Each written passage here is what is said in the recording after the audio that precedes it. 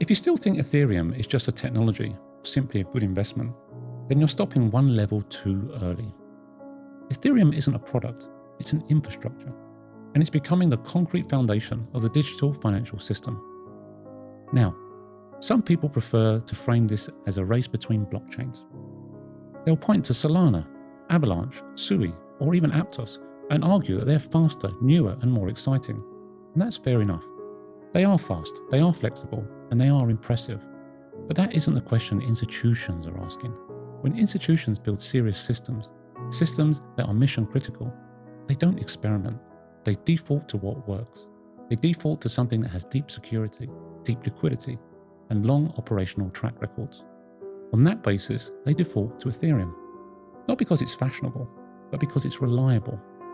Now, this is the part that's often missed. Ethereum is more than software, and ETH is more than a token. ETH actually functions more as a commodity. It's consumed by the network, it secures the system, and it keeps the whole structure running.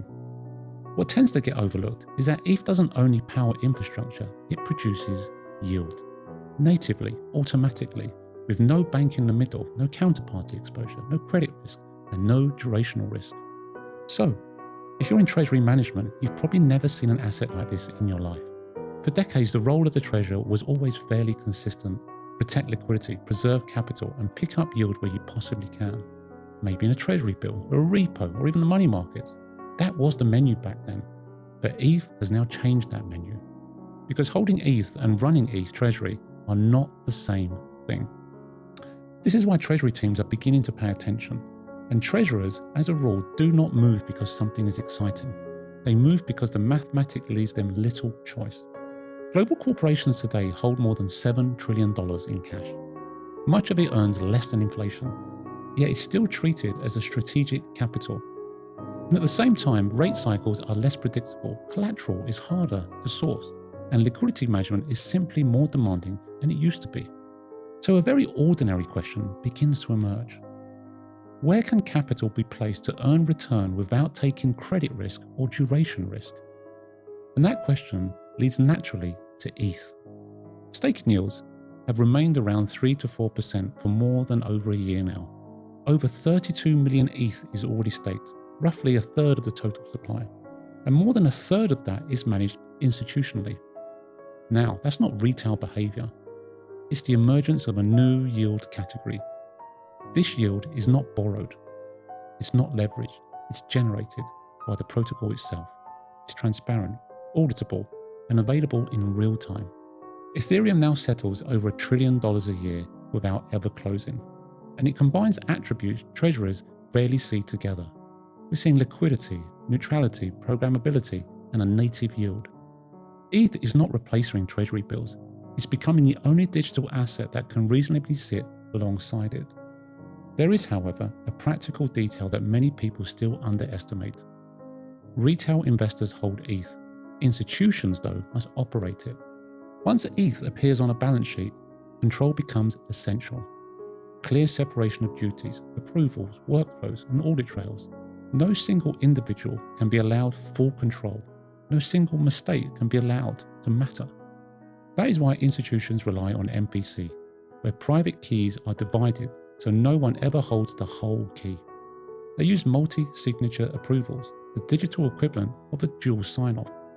Assets are separated across hot, warm, and cold wallets, operating cash, strategic holdings, and reserves. Then we have staking. Staking secures the network and produces yield, but it's not passive. Validators operate continuously. Uptime matters, configuration matters.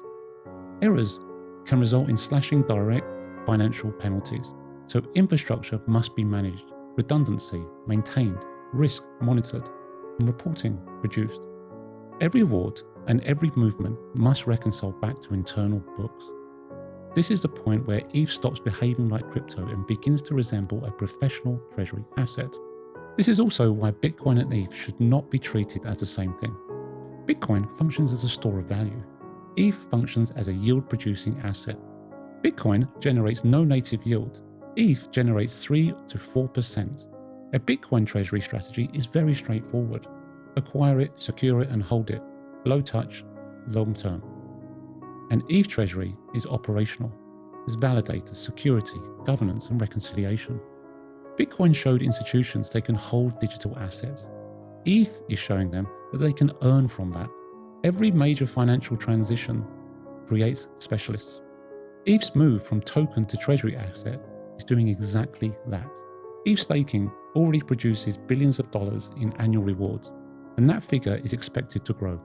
A rising share of validators are now institutionally operated. This is no longer experimental. Companies such as BitDigital are building the operational machinery behind this transition.